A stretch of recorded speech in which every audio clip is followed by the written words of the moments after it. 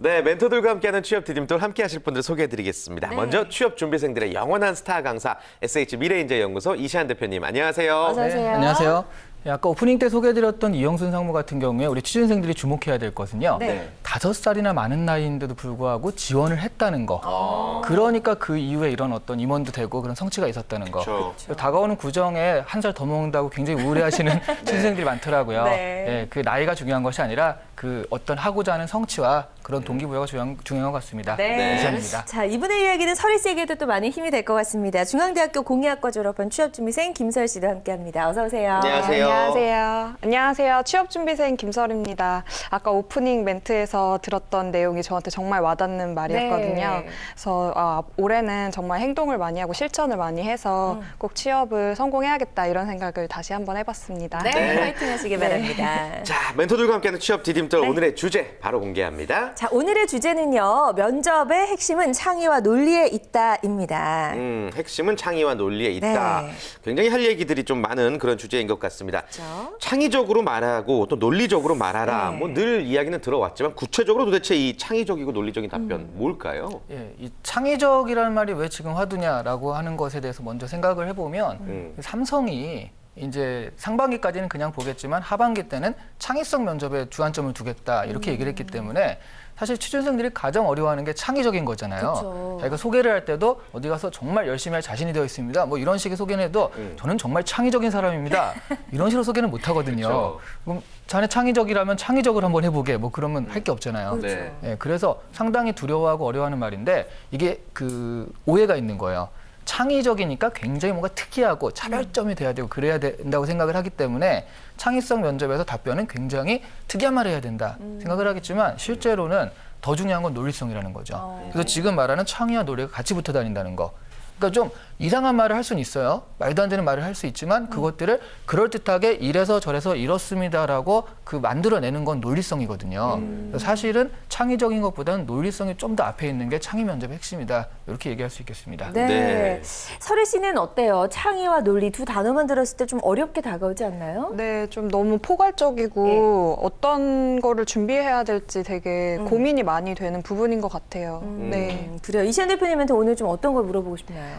창의와 논리성을 같이 함께 갖추려면 어떤 공부를 이렇게 접근 방식을 어떻게 해야 되고 공부를 어떻게 시작해야 되는지 그쵸. 그게 궁금해요. 좀 막막할 수 있어요. 이게 사실 단기간에 되는 공부가 아니기 때문에 많이들 맞아요. 궁금해 하십니다. 네. 그렇죠. 이런 건 돈 내고 들어야 되는데 말이죠. 네. 일단 이게 공부가 될 수 없다라고 생각하시는 분들이 너무 많은데요. 네. 공부는 될 수 없다고 생각할 수 있겠지만 훈련은 될 수 있습니다. 그러니까 예전처럼 지식을 외우는 그런 것들이 아니라 어떤 능력에 대해서 훈련하는 그런 거라고 생각하면요. 지금 가장 간단하게는 가령 아무 말이나 일단 갖다 붙여보는 거죠. 뭐 자신을 사물에 비유하면 무엇에 비유하겠습니까?를 그냥 뭐 그냥 책상 뭐 이렇게 할 수도 있지만 네. 뭐 전 공기에 비유합니다. 뭐 이렇게 갑자기 그냥 단어를 주는 거예요. 그러니까 네. 내가 생각하는 게 아니라 단어를 주고 네가 알아서 한번 맞춰봐라 라고 했을 때 갖다 붙이는 연습인 거죠. 그게 이제 논리성이라고 할 수 있는데 그렇게 자꾸 뭔가 탁 했을 때 저는 가령 공기처럼 저는 어디에서도 항상 존재하는 이 회사에 꼭 필요한 사람이 되겠습니다. 뭐 이런 식의 좀 갖다 붙이는 연습을 계속 하다 보면 그러니까 굉장히 엉뚱한 말이라도 이런 식으로 논리적으로 이게 말이 되는구나. 그럼 나중에 사람들이 듣게 되면 저 친구는 창의적이다 이렇게 얘기할 수가 있거든요. 그런 식의 어떤 훈련들을 자꾸 하시는 것이 보다 더 창의적인 사람이 될 수 있는 방법이라고 할 수 있습니다. 네, 이렇게 스스로 예. 묻고 답하고 스스로 묻고 답하고 거기에 맞는 논리를 계속해서 탄탄하게 만들어가는 훈련을 네. 하라는 말씀이시군요. 논리적으로 답하는 3단계 원리가 또 있다고 하셨는데 설명해 주실까요? 네, 일단 처음에 도대체 이 답변이라면 어떤 질문이 있을 거 아니에요. 이 질문이 도대체 무슨 얘기인지 나한테 뭘 물어보는 건지 질문을 파악하는 게 일단 필요하고요. 특히 네. 창의성 면접에 나온 질문은요. 뭐야? 왜 나한테 이걸 물어보는 거야? 이런 게 되게 많아요. 예, 이 회사가 나를 떨어뜨리려고 하나? 뭐 이런 식의 생각이 들 정도로 이상한 걸 물어보니까 이 회사가 여러분한테 그렇게 관심 있지 않아요? 저 친구를 꼭 떨어뜨려야 돼서 되게 어려운 문제를 해야겠다가 아니기 때문에 네. 예, 이건 분명히 어떤 의도가 있거든요. 그 의도를 파악하는 게 첫 번째고요. 그다음에 그런 의도를 파악했을 때 그럼 나의 답변의 기준이 있어야 되잖아요.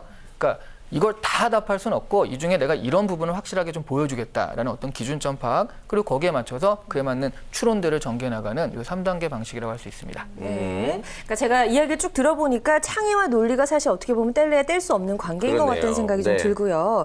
논리적인 접근이 필요한 문제는 그럼 주로 어떤 문제가 있을까요? 논리적인 접근 문제 같은 경우에 대표적인 문제가 이런 게 있어요.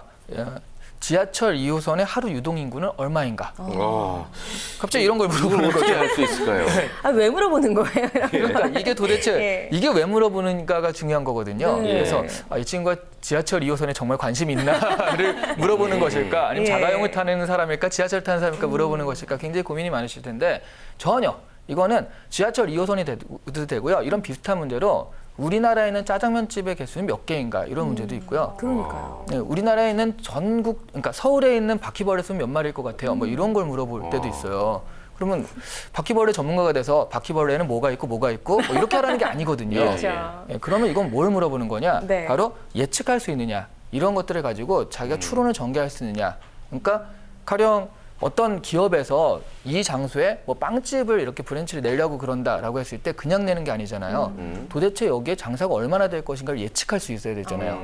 그러면 하루 유동 인구는 얼마, 그다음에 그 오는 사람은 얼마, 그중에 구입률은 얼마, 그래가지고 대강의 매출액은 얼마 정도의 예측력이 필요한 거거든요. 네. 그런 예측력이 있는가를 알아보기 위해서 이런 질문을 낸다고 할 수 있습니다. 그렇군요. 예. 아무튼 질문 파악의 단계가 끝이 났고 그 다음에 예. 이제 추론을 위한 기준 파악이라고 설명해 주셨는데 어떻게 하는 걸까요? 그러니까 이건 이제 자기가 지하철에 대해서 아는 바대로 어떤 그 기준을 설정하는 거거든요. 네. 가령 지하철이 한 평균 5분 간격으로 다닌다. 그러면 5분. 첫 차는 새벽 5시 출발해서 12시까지 운행한다. 그다음에 지하철은 보통 6칸에서 10칸 정도니까 평균 8칸이라고 놓는다. 뭐 이렇게 다 가정을 하는 거예요. 예. 한 칸에 들고 난 승객들 숫자가 평균 한 50명 정도다라고 자기가 가정을 한 다음에 그럼 지하철 한 대가 지나가면 약 400명 정도의 유동인구가 발생을 한다는 거거든요. 예. 그렇게 해서 5분 간격으로 1시간에 12대가 운행이 되고요. 새벽 5시부터 12시까지 한 19시간 정도 있다. 그러네요. 그럼 12 곱하기 19 하면 여기서 이제 난제가 나오죠. 제일 어려운 12 곱하기 19가 얼마냐를 감사님. 예. 보면 228이 나오거든요. 한 번 운행할 때마다 한 400명 정도가 내리니까 228 곱하기 400. 예. 그래서 약 이게 9만에서 10만 정도가 나와요. 그래서 대략 제가 이렇게 계산한 바, 물론 이거를 암산으로 한다면 갑자기 하라는 게 아니라 그걸 다 얘기하라는 거죠. 이렇게 돼서 저렇게 돼서 저렇게 되니까 그래서 제가 생각하기엔 한 10만 명 가량 됩니다라고 답을 했을 때 네. 이게 사실은 실제로 보면 강남역의 하루 평균 지하철 유동 인구가 18만 명이라고 해요. 강남역이 이제 제일 많은데 그런 걸 보면서 면접관이 틀렸잖아, 땡 이러진 않는다는 거죠. 그러니까 이런 과정들이 굉장한 추론과 이런 논리적인 추론과 그다음에 나름의 어떤 그 암산력도 있고요. 그런 것들이 있잖아요. 그다음에 가정하는 것들 네. 이런 것들이 잘 적절히 들어갔는가 이거에 주안점을 두기 때문에 수치는 아무런 그 중요성이 없다라는 거죠. 사실은. 그래요. 예. 논리적으로 말하는 어떤 방법이나 답변에 예. 대한 그 틀을 좀 알 수 있었습니다. 이야기를 들으니까 어떤 질문이 나와도 이런 식으로 답변해야 되겠다는 생각이 드나요? 어때요? 네, 저도 뭐 이런 수치 계산 같은 문제들을 TV로 예제로 좀 많이 봤었거든요. 네. 그렇게 해서 제가 들었을 때 뭔가 답이 있는데 내가 그 답을 맞춰야겠구나 이런 생각을 하다 보니까 이런 추론하는 게 되게 힘들었었던 것 같은데 방법을 알게 되니까 좀 연습하다 보면은 저도 대답을 잘 할 수 있지 않을까 네. 그런 생각이 들었어요. 예. 아무튼 논리적인 문제는 이제 논리적으로 답변을 하면 되는 거고 네네. 창의적인 문제도 한번 살펴보죠. 네. 그냥 무조건 튀면 되는 건가요? 어떻습니까? 네. 그것도 참 곤란한데요. 예. 가령 지하철 2호선 아까 그것도 얼핏 생각하면 사람들이 이게 수치적인 계산을 해서 이렇게 해야 되겠다라고 생각하지 않고 이걸 어떻게 알아? 그러니까 이거는 뭔가 웃기라는 문제다. 이렇게 이걸 창의적인 문제로 받아들일 때도 있거든요. 그렇게 하시면 안 되는데 일단 면접에서 일단 웃겨야겠다라고 생각하는 건 상당한 잘못입니다. 네. 그러니까 지루하거나 웃기거나 둘 중에 하나 선택하라고 한다면 지루한 게 좀 더 안전한 선택이긴 하죠. 차라리. 네네. 예. 그래서 지루하다는 게 이제 정확하게 자신의 얘기를 하는 건데 창의적인 것에 있어서는 그런 것들이 약간 좀 경계선이 애매할 때가 있어요. 뭔가 일단 튀어야 되는 거 아닌가? 아니면은 무언가 너무 무난하게 대답해도 되나? 뭐 이런 식의 생각을 하실 텐데요. 중요한 건 첫 번째 대답이 튀느냐 안 튀느냐는 전혀 중요하지 않고요. 네. 그것들이 나름 논리적으로 연결이 되느냐. 왜 처음에 얘기한 그 답변이 굉장히 튀면요. 이건 뭐야? 라고 했을 때 논리적으로 연결이 되면 가 되는 그렇죠. 거고. 예. 네. 근데 정말 튀어요. 근데 논리적으로 연결이 안 돼. 그러면 뭐 튀는 애잖아 그냥 이렇게 돼버리는 거예요. 뭐지? 이렇게 되죠. 예. 그러니까 튀어서 좋은 것이 아니라 자기가 어떤 대답을 했을 때 그걸 연결시켜서 할 수 있는 자신감이 있을 때 튀는 대답은 좋다라는 거죠. 네. 왜냐하면 전혀 생각지도 않게 연결이 되니까. 근데 그럴 자신이 없으면 그냥 무난하게 가는 것도 방법이라는 거예요. 차라리. 네. 자, 그럼 창의적인 질문을 받았을 때 우리가 어떤 단계를 거치면 좋을까요? 이것도 역시 3단계로 준비가 좀 돼 있나요? 네, 일단 이게 창의적인 걸 물어보는 것이냐 아니냐라는 질문 파악의 단계가 일단 있고요. 네. 그다음에 그러면 여기서 내가 부각시킬 포인트가 뭐냐 그 포인트를 좀 골라내는 방법이 있고요. 그다음에 이제 실제로 답변을 하는 단계, 이 3단계라고 할 수 있습니다. 그 세 가지를 네. 통해서 이제 답변을 해야 되는군요. 좀 구체적으로 한번 좀 예를 들어서 한번 설명을 들어보도록 할 텐데 네. 그 전에 먼저 우리 김설 학생에게 시험의 시간을 한번 가져보죠. 이거 제가 문제 내기 너무 미안한데 뭐 대본에 있는 대로 한번 네. 드려보겠습니다. 바퀴가 5개인 자동차의 단점과 장점을 말해보세요. 라고 질문을 받는다면 어떻게 하시겠어요? 제 바퀴가 앞쪽에 달려 있다고 생각을 하고요. 만약에 앞쪽에 달려 있으면 장점은 안정성일 것 같아요. 네. 그래서 뭔가 이렇게 방향을 전환할 때도 앞에 바퀴가 하나 더 있음으로써 좀 더 안전하게 방향이 이렇게 전환이 되고 그리고 단점은 주차 문제인 것 같아요. 앞에 아무래도 튀어나와 있으니까 주차하기가 좀 불편하지 않을까 네. 그렇게 생각을 합니다. 네. 네. 자, 이렇게 대답을 했습니다. 몇 점 정도 주실까요? 자꾸 이제 추가 질문이 들어가고 싶은 욕망에 시달리는데 네. 저번 방송 끝나고 그러지 좀 말아달라는 부탁을 받아서 네. 이 답변만 보자면 뭐 아직은 모르겠고요. 예. 한 50점? 50점 좀 정도. 올랐는데 좋죠. 그래도. 예. 1000점 만점에. 그래요. 농담입니다. 네. 어떻게 보완을 하는 게 좋은 거죠, 그러면? 일단 이 답변에는 그러니까 아니 그러면 이렇지 않아요라는 그 네 바퀴로는 좀 불안정하다는 건가요? 라는 어떤 추가 질문이 있잖아요. 그럼 바퀴 하나가 더 들어가는데도 안정적인가요? 이거에 답변할 수 물어보지 않기로 했는데 이거 답변할 수 그런 질문을 받을 수 있다라는 네, 거. 네. 추가적으로. 그렇죠. 예. 그런 부분에 대해서 제가 보기에는 약간 준비가 안 되어 있을 것 같아요. 예. 그래서 그런 부분들, 그러니까 제가 아까 얘기했듯이 창의적인 게 문제가 아니라 논리적으로 그래서 이게 안정적이다라고 확실하게 말할 수 있느냐 없느냐거든요. 질러놓고 본다라는 그런 개념은 별로 좋지가 않기 때문에 이런 추가 질문은 굉장히 네. 논리적으로 들어온다는 거죠. 창의적인 질문을 시작을 하지만 추가 질문은 논리적으로 파고들기 때문에 네, 네. 그런 부분들에서 방어할 준비가 되어 있어야 됩니다. 네. 그리고 이제 두 번째 단계가 사실 질문을 파악한 뒤에 부각시킬 포인트를 찾기였거든요. 네.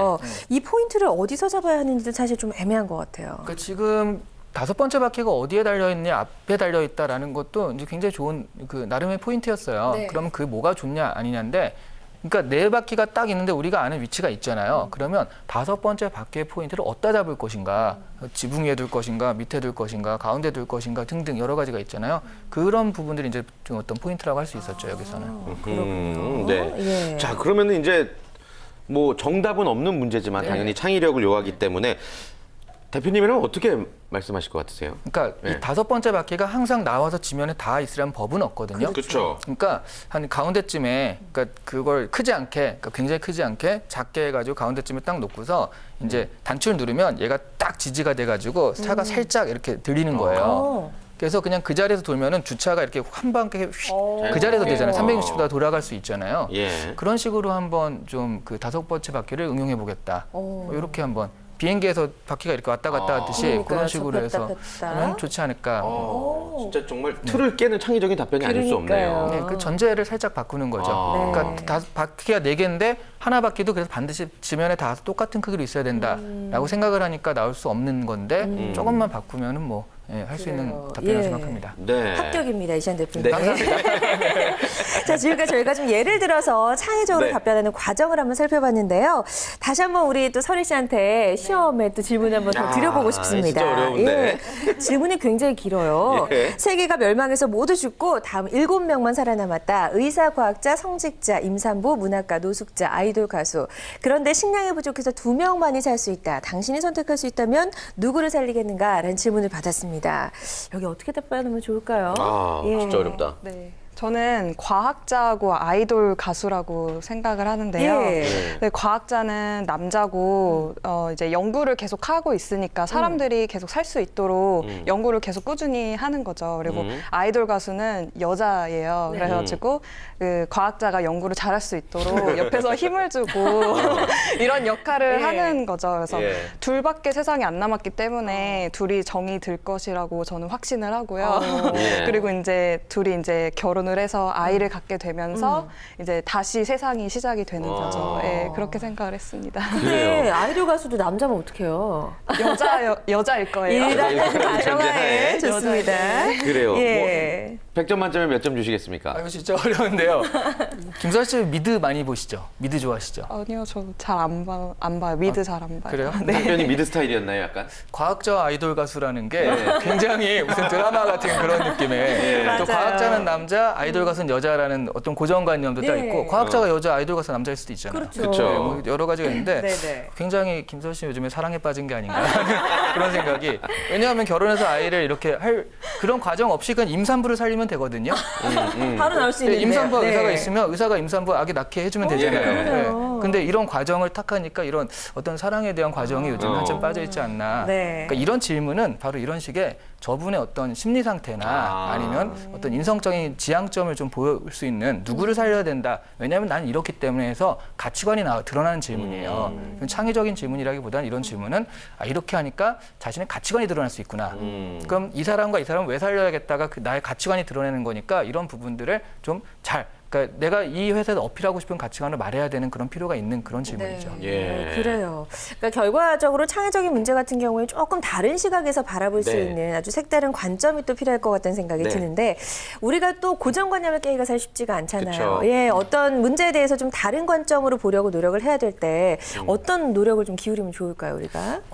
이게 이런 질문 정말 많이 받는데요. 실제로 어떤 노력을 기울이면 되냐라고 많이 물어보는데 그 전에 노력을 좀 하시라는 게 먼저일 것 같아요. 먼저, 예. 사실은 노력하지 않거든요. 이런 부분에 대해서 내가 어떻게 해보겠다라는 생각 없이 이거 좀 필요한데 라고 했다가 또 나중에 까먹고 있다가 다시 이 질문이나 이런 걸 보면 해야겠다 하는 식이니까 노력은 정말 간단합니다. 네. 하나를 갖다가 반드시 이거 말고 다르게 보면 어떨 것인가를 계속 생각하는. 제가 저번에 시사 같은 걸 얘기할 때도 이 시사의 뒤에 있는 이 팩트의 뒤에 있는 얘기 뭘까를 좀 생각해보는 이런 것도 어떻게 보면 되게 창의성 면접을 위한 아주 좋은 방법이거든요. 네. 왜냐하면 전제를 깨거든요. 그게. 알려진 건 이거지만 실제로는 이런 것이 아닐까라고 해서 주어진 전제를 자꾸 깨려고 노력하는 생각들을 자꾸 하는 것이 이 좋은 훈련이라고 할 수 있죠. 평상시에도. 네. 예. 그러니까 뭐 어떤 하나의 이슈를 가지고 완전히 상반된 칼럼들이 나오는 것을 보는 것도 좀 도움이 되나요? 그렇죠. 상반된 그러니까 사람들이 이제 신문이라든가 TV에 나오면 이건 팩트다, 이건 사실이다라고 네. 믿는 경우가 되게 많아요. 예. 다큐멘터리 같은 경우 봐도 저거는 뭐 아마존에서 막 사람들이 눈물 흘리고 있으면 아마존이 저렇구나라고 생각을 하게 되는데 그렇죠. 실제로는요. 이 프레임 안에 갇힌 세상이라는 거예요. 내가 보는 팩트는 이 프레임 안에 있는 거고 이 밖에는 엄청난 다른 일들이 벌어질 수도 있는 거거든요. 그럴 수도 있다. 예, 그러면 저 프레임 밖에는 어떤 일이 있을까? 어떤 다른 것들이 있지 않을까를 자꾸 생각해 보는 거. 어떻게 보면 약간 좀 전복적인 생각이지만 그래서 고정관념을 깰 수 있는 생각들이 나오기 때문에 이런 부분들이 좀 필요하다고 말씀드릴 수 있겠습니다. 네, 그렇군요. 예. 오늘 얘기하신 내용들이 진짜로 단기간에 해결될 그런 문제들은 아닌 것 같고 그러니까요. 평상시에 습관화되는 네. 게 중요할 것 같습니다. 자, 아무튼 오늘 방송을 사실 지켜보시는 분들은 대부분이 아마 올 상반기 공채 삼성그룹의 창의성 면접을 좀 준비하시는 분들이 대부분이 아닐까 싶은데요. 뭐 관련해서 혹시 또 질문하시고 싶은 사항이 있으실까요? 네, 혹시 대표님께서 예상 질문 나올 게 몇 가지 있다면 어떤 창의성 예상 질문이 면접. 있을까요? 네, 네. 갑자기 저한테 창의성 면접을 지금 하는 것 같은 느낌이 진짜 예. 어려운 문제입니다. 왜냐하면요. 기존의 창의성 면접이라고 해서 여러 가지 방금 소개됐던 것들이 있잖아요. 이거를 무시하고 새로운 창의성 면접을 만들어낼 것인가라고 한다면 방법은 옥스브리지라고 해서 옥스포드와 캠브리지 같은 경우에서 그런 압박 면접용은 아니지만 좀 창의적인 질문해가지고 사람들을 면접으로 유도하는 그런 질문들이 있어요. 근데 그런 질문이 과연 나올 것인가는 약간 의문이에요. 근데 만약 삼성이 창의적인 시도를 한다라고 한다면 그런 질문들, 뭐 어떤 문제들이냐면 로미오는 충동적인 사람인가? 눈에 봐라. 자신의 머리의 무게를 잴 수 있는가? 잴 수 있다면 어떻게 재겠는가? 뭐 기압계를 가지고 건물의 높이를 잴 수 있는 방법은 무엇인가? 뭐 이런 것들을 물어본단 말이죠. 그러면 그 기압계를 가지고 건물의 높이를 잴 수 있는 방법은 그러니까 높이 차이에 따라 기압이 다르기 때문에 이 기압을 해가지고 산수식으로 하면 되겠지만 이런 방법도 있어요. 기압계를 건물에서 떨어뜨려 가지고 초를 재봅니다. 뭐 이런 방법도 있고요. 네. 또 실제로 나온 답변이라고 그래요. 그거를 관리인한테 높이를 알려주면 기압계를 드리겠어요. 라고 해서 거래를 시도한다. 재밌네요. 이런 답변들이 나오면서 예. 근데 문제는 그게 창의적이니까 점수 100점 이런 게 아니라 그걸 가지고 교수들이 거의 1시간, 2시간인데 그 다음 단계로 계속 이제 토론을 해 나간다는 거. 그래서 삼성에서 만약 창의성 면접을 이런 식까지 한다라고 한다면 정말 획기적인 발전이 되겠고요. 근데 그렇지 않다라고 한다면 지금의 창의성 면접을 준비하는 정도로 하시면 충분하지 않을까 네. 그런 생각이 듭니다. 네. 좋습니다. 예. 자, 아무튼 뭐 올해 삼성그룹의 이제 창의성 면접, 뭐 삼성그룹뿐만 아니라 이 그렇죠. 창의성 면접에 대해서 꼭 하시고 싶은 말씀 또 어떤 게 있을까요? 그러니까 처음에 제가 다시 한번 말씀드리자면 네. 수미상관이라고 하죠. 앞뒤가 똑같은 그건데 창의성 면접이라고 굉장히 창의적이어야 된다라는 그런 압박감을 좀 버리시고요. 네. 처음에 다르게 말하면 좋겠지만 자기가 논리적으로 그걸 뒷받침하지 못한다라고 한다면 일반적으로 가셔도 좋습니다. 어떤 논리적 훈련이 돼가지고 뒷받침할 수 있는 얘기를 만들어낼 수 있겠다. 그럼 좀 창의적으로 차별화되는 답변을 해도 좋고요. 근데 그런 어떤 훈련이 먼저 선행된 다음에 자신의 창의성 답변에 대한 수위를 좀 정하셨으면 하는 것이 바람입니다. 네, 좋습니다. 오늘 멘토들과 함께하는 취업 디딤돌 시간에는요. 면접의 핵심은 창의와 논리에 있다라는 주제로 다양한 이야기 나눠봤습니다. 함께해 주신 두 분과는 여기서 인사 나눌게요. 고맙습니다. 네, 감사합니다. 네, 감사합니다. 고맙습니다.